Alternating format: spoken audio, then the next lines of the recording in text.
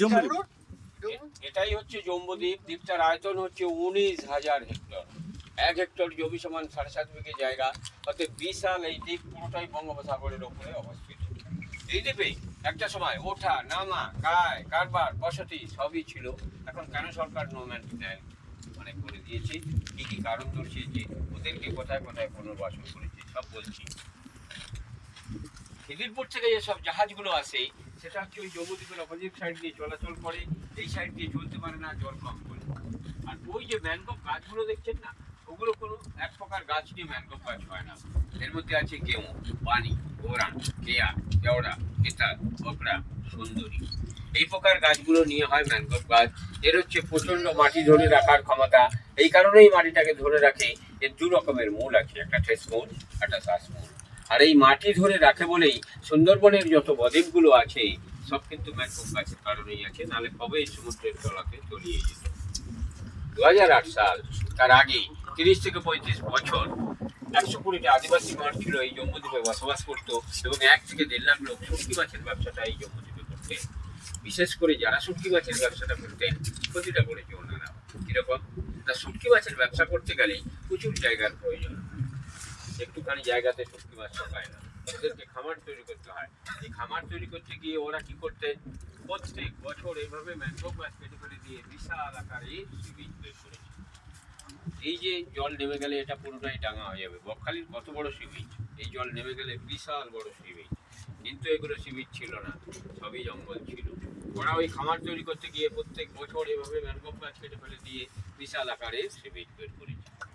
তাহলে প্রত্যেক বছর এভাবে ম্যানগ্রোভ গাছ কেটে ফেলে দিয়ে যদি সি বিচ বের করা যায়, তাহলে এটা কি হবে? এই দ্বীপটা, এটা তো বঙ্গোপসাগরের ওপরের দ্বীপ। দ্বীপটা কিন্তু একটা দিনে তলিয়ে যাবে। তলিয়ে গেলে সরকারের তো কিছু যায় আসে না, কারণ এখানে কোনো চাষযোগ্য জমি নেই, স্কুল নেই, হসপিটাল নেই, মানুষজন বাস করে না। সব খালি ব্যবসা করার তাগিদে। তাহলে ব্যবসা করতে গিয়ে যদি দ্বীপটাই তলিয়ে যায়, পক্ষান্তরে কিন্তু সরকারের একটা বিশাল ক্ষতি হয়ে যায়। এরকম এই দ্বীপ তলিয়ে গেলে এই বঙ্গোপসাগরের তাণ্ডব ঢেউগুলো নাচতে নাচতে গিয়ে আমাদের ওই 3খানা দ্বীপ ক্ষতি করে দেবে। 1 ফেজারগঞ্জ, 2 পাঁচকুড়িয়া, 3 মৌসুমী আইল্যান্ড। কারণ ওইসব দ্বীপগুলোতে চাষযোগ্য জমি আছে, স্কুল আছে, হসপিটাল আছে, মানুষজন বাস করে। তাই সরকার চিন্তাধারা করে এই দ্বীপটাকে বাঁচিয়ে রাখার তাগিদে এখান থেকে এই কারবার বসতি ওঠা নামা পুরোটাই ব্যাট করে দিয়ে নোম্যান্স ল্যান্ড করে দিয়ে। এই জিনিসটা এমনিতে ঘটেনি। বামফ্রন্টের আমলে 2জন মন্ত্রীর ভেতরে এই দ্বীপটাকে নিয়ে টাসেল হয়। একজন ছিলেন মৎস্যমন্ত্রী কিরণময়ানন্দ, আরেকজন ছিলেন বনমন্ত্রী যোগেশ বর্মন। এই মন্ত্রীর ভেতরে এই দ্বীপটাকে নিয়ে কারণেই টাসেলটা হয়। মৎস্যমন্ত্রী বলতে চাইছে আমার মৎস্যজীবীদের এখানে ব্যবসা করতে দিতে হবে। আর যোগেশবাবু বলছে ভাই তোমার মৎস্যজীবীদের ব্যবসা করতে দিলে ওরা যেভাবে ম্যানগ্রোভ গাছ কেটে সি বিচ বের করছে, যেহেতু এটা বঙ্গোপসাগরের ওপরের দ্বীপ, দ্বীপটাকেই একটা দিনে তলিয়ে যাবে। আর এই দ্বীপ তলিয়ে গেলে সামনের দ্বীপগুলো মানে সম বিপদে পড়ে যাবে। কেউ কারোর কথা শোনে না। দুজনেই বামফ্রন্ট আমলের বড় মন্ত্রী। কোনো মন্ত্রী যখন কোনো দিকতেই ঘাট পাচ্ছে না, তখন যোগেশবাবু এই দ্বীপটাকে নিয়ে বামফ্রন্ট আমলে বিধানসভাতে অনেক আলোচনা হয়েছিল। কোনো মন্ত্রী যখন কোনো দিক দিয়ে আসছে না, তখন যোগেশবাবু কি করলেন, এই দ্বীপটাকে নিয়ে সুপ্রিম কোর্টে কেসটা করলেন। সুপ্রিম কোর্ট থেকে জজ সাহেবের রায়ে প্রজেক্টটার ওপরে 144 ধারা জারি করে এই নামা ওঠা কারবার বসতি পুরোটাই ব্যাট করে দিয়ে নোম্যান্স ল্যান্ড। আরও একটা কারণ দর্শিয়েছিলেন যোগেশবাবু, যতন জজ সাহেব দ্রুত রায় দিয়েছেন। কারণটা হচ্ছে যারা এখানে শুটকি মাছের ব্যবসা করতেন, ওরা কি করতেন, সরকারকে ট্যাক্স ফাঁকি দিয়ে বিনা ট্যাক্সে বিনা শুল্কে এখান থেকে ট্রলার বোঝাই করে শুটকি মাছ পাচার করতেন বাংলাদেশে। বাংলাদেশটা তো বিদেশি সাহায্যের ওপরেই হয়। তাহলে ওখান থেকে আবারও বিদেশি জিনিসপত্র এনে এই জম্বুদ্বীপ থেকে ট্রলার বোঝাই করে আমাদের মিনি শহর কাকদ্বীপে স্মাগলিং হতো। স্মাগলিংয়ের একটা স্বর্গরাজ্য হয়ে উপরে উঠেছিল। এই কারণেই, কারণ 30-35 বছর আগে প্রশাসনের এতটা জোর ছিল। এখন যেরকম সুন্দরবনের সমস্ত নদীগুলোতে কেন্দ্র রাজ্য যৌথ প্রকল্প পাওয়া, এটা বকখালি রেঞ্জের আওতায়। কারণ ফরেস্ট অফিস আছে, শুধু অফিস নেই, অফিসে সিসি ক্যামেরা বন্ধ লাগানো আছে। আর ফরেস্ট ডিপার্টমেন্টের এরকম নিজস্ব লজ আছে, আমাদের ওই ইয়েটি থেকে যাতায়াত করে, ওরা রক্ষণাবেক্ষণ করে। হ্যাঁ, আর ওই যে দেখলেন স্পিড বোট পেট্রোলিংয়ে বেরিয়েছে, ওরা পার ডে পেট্রোলিং করে। আর ইন্ডিয়ান কোস্টাল ওভারক্রাফট, যেটা ডাঙায়ও চলে জলেও চলে, ওই ফেজারগঞ্জে দেখবেন উন্মিলগুলো যেখানে পড়ছে ওখানে আছে। গতকালই এই সি বিচের উপরে বসে পাহারা দিচ্ছে। তাহলে কেন্দ্র রাজ্য যৌথ প্রকল্পে এইভাবে মানে সুন্দরবনের সমস্ত বদ্বীপগুলোকে পাহারা দেওয়া হয়, যে এখানে ম্যানগ্রোভ গাছ, ওখানে ফরেস্ট অফিস, উপকূলবর্তী থানা, ইন্ডিয়ান কোস্টগার্ডের লোক। তাহলে জজ সাহেবের রায়ে প্রজেক্টটার উপরে এই যে 144 ধারা জারি করে এই নামা ওঠা কায় কারবার বসতি ওটাই ব্যান করে দিলে কি হবে? ডক্টর আম্বেদকরের লেখা সংবিধানে ভারতবর্ষ চলে, কারণ আইন কাম বন্ধ করতে পারবেন না, কাউকে বাস্তুচ্যুতও করতে পারবেন না, তাদেরকে পুনর্বাসন করতে হবে। তাই পুনর্বাসন করতে গিয়ে কি করলেন না, ওই যে 120টা আদিবাসী ঘর ছিল, ওরা যেখানে মাছ কাঁকড়া ধরতো, জঙ্গলে বসবাস করতো, ওদেরকে সাগর দ্বীপ, যেখানে কপিলমুনির মন্দির একটি গঙ্গা সাগর মেলা হয়, ওখানে ভেস্টল্যান্ড জায়গার উপরে 120টা ঘর বানিয়ে ওদেরকে মৎস্যজীবী কার্ড দেওয়া হয়েছে। ওরা সেখানে মাছ কাঁকড়া ধরতে পারবে, কিন্তু কোনো প্রকার বসতি করতে পারবে না এই সরকার।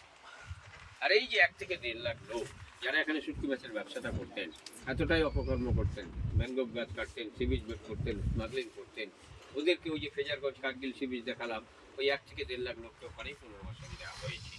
এই কারণেই দেওয়া হয়েছে, সামনে ফেজারগঞ্জ কোস্টাল থানা, ইন্ডিয়ান কোস্টগার্ডের অফিসটাও ফেজারগঞ্জেই, সরকারি ফরেস্ট অফিসটাও ফেজারগঞ্জের ভেতরেই। ওরা ওখান থেকে আর ডলার বোঝাই করে শুটকি মাছ বাংলাদেশ পাচার করতে পারবে না, আর বাংলাদেশ থেকে বিদেশি জিনিসপত্র এনে স্মাগলিংও করতে পারবে।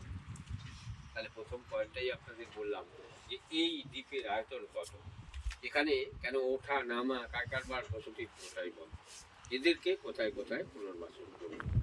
এবার বলছি এই দ্বীপটার উপরে কি কি পশু পাখি আছে। এই যে আপনারা এলেন, একটা পাখিরও দেখা পাচ্ছেন না। আপনারা যদি ডিসেম্বর জানুয়ারি মাসে আসতেন, কয়েক হাজার পরিযায়ী পাখি এই দ্বীপটার উপরে দেখতে পেতেন। পাখির মধ্যে যেরকম সাইবেরিয়ান শ্রীগাল, শ্রীডাক, অন্যান্য প্রজাতির প্রচুর বিদেশি পাখি এখানে আসে। এই কারণেই আসে, নির্জন দ্বীপ বলে কেউ ওঠা নামা করে না। ওরা ওই শীতকালেই আসে, গরম পড়লে আবার চলে যায়। আর এই যে জঙ্গলটা দেখছেন, প্রচুর বিষধর সাপ আছে। সাপের মধ্যে যেরকম কেউটি শ্রীগাল আছে, বাঁদর আছে, বনবিড়াল আছে, অন্যান্য জীবজন্তু যেগুলো জঙ্গলে থাকে সেগুলো আছে। আর কি আছে না, ওই যে আদিবাসীরা এখানে থাকতেন, যেহেতু এখানে মাছ কাঁকড়া ধরতেন, জঙ্গলে বসবাস করতেন, সাইড বিজনেস হিসাবে ওরা প্রচুর পরিমাণে শুয়োর প্রতিপালন করতেন। এই শুয়োরগুলোকে বন্য পশু হিসাবে গণ্য করে ফরেস্ট ডিপার্টমেন্ট নিয়ে যেতে দেয়নি, প্রচুর পরিমাণে শুয়োর এখানে আছে। আর কি আছে, হরিণ আছে। এই যে এত বড় বঙ্গোপসাগরটা আপনারা পাড়ি দিয়ে আসলেন, এত বড় জল কিন্তু হরিণ পাড়ি দিতে পারবে না, সম্ভব নয় হরিণের। এত বড় বঙ্গোপসাগর পাড়ি দেওয়ার ক্ষমতা নেই হরিণ, তবে হরিণ জল পারাপার করতে পারে। এরকম সুন্দরবনের ছোট পাড়িগুলোতে এপারে জঙ্গল ওপারে জঙ্গল পারাপার করতে পারে। ফরেস্ট ডিপার্টমেন্টের যে এরকম নিজস্ব লঞ্চ আছে, ওই লঞ্চে করে 4 বছর আগে 40টা হরিণ এনে এখানে ছাড়া হয়েছে। কারণ প্রজনন শুরু হয়ে গেছে, প্রচুর পরিমাণে এখানে হরিণ, এখানে বাঘ, কুমির, অন্যান্য। তাহলে এই দিকটার উপরে কিন্তু পশু পাখি আছে, এটা আপনাদের বললাম। এবার বলছি আপনাদের নদী নালা দ্বীপ। ইতিপূর্বে বলেছি যে খাড়িটা দিয়ে আপনারা এলেন, ওটার নাম হচ্ছে এডওয়ার্ড ক্রেগ, তার পাশেই এটা পাতিবনিয়া দ্বীপ, আর এটা হচ্ছে মৌসুমী দ্বীপ। আর ওই যে ওপারে পাতিবনিয়া এপারে মৌসুমী, মাঝখান দিয়ে যে নদীটা গেছে, যেটা পের হয়ে মৌসুমী দ্বীপ আসতে হয়, ওই নদীটার নাম হচ্ছে চেনাই। এই চেনাই নদী পের হয়ে মৌসুমী দ্বীপে আসতে হয়। নামখানার ওপরে যে ব্রিজটা হয়েছে হাতানিয়া দেয়া নেওয়ার ওপরে, পুরোটাই চেনাই নদী দিয়ে হয়ে নেমে এসে বঙ্গোপসাগরে মিশেছে। মৌসুমী দ্বীপ, সোজা যে নদীটা দেখছেন জম্বুদ্বীপ আর মৌসুমী দ্বীপের মাঝে, এটার নাম হচ্ছে বুড়িগঙ্গা। এই বুড়িগঙ্গা পের হয়ে সাগর দ্বীপ যেতে হয়, যেখানে কপিলমুনির মন্দির আছে, গঙ্গা সাগর মেলা হয়। সাগর দ্বীপের পরে আরেকটা নদী আছে, নদীটার নাম হচ্ছে হলদি নদী।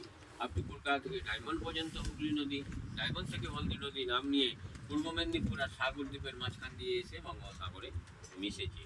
আর এই হলদি নদীর নামকরণ হিসাবে পূর্ব মেদিনীপুরে হলদিয়া বন্দর গড়ে উঠেছে। তাহলে আশপাশের নদী নালা দ্বীপ যেখানে যা কিছু ছিল সেটাও আপনাদের বললাম। এবার বলছি 2008 সালের আগে এখানে নামানো কিরকম না, ওই যে 120টা আদিবাসী ঘর ছিল, ওরা যে এখানে মাছ কাঁকড়া ধরতো, বসবাস করতো, 1 থেকে 1.5 লাখ লোক শুটকি মাছের ব্যবসা করতো, ওদের সব বাজারটা আসতো। আপনারা যেখান থেকে উঠলেন আমাদের ওই দ্বীপ থেকে ওদের বাজারহাট আসতো, ওদের আত্মীয় স্বজনরা আসতো, শুটকি মাছের পাইকাররা আসতো, আপনাদের মতো টুরিস্টরাও আসতো। তখন কিন্তু ফেরি সার্ভিস চালাতো। তাই ফেরি সার্ভিস চালাতে গিয়ে কী হলো, ওখানে যেরকম জেটিতে জুতো পায়ে দিয়ে লঞ্চে উঠলেন, এখানে তো জেটি নেই, জেটি হবেও। কেন হবে না, কি কারণ? জেটি হবে না এই কারণেই, এই প্রাকৃতিক নিয়মে বঙ্গোপসাগর হচ্ছে 3 রকম ব্যবহার করে। এক, আপনারা শীতকালে আসবেন, একদম এই পুকুরের থেকেও জল নর্মাল হয়ে যায়,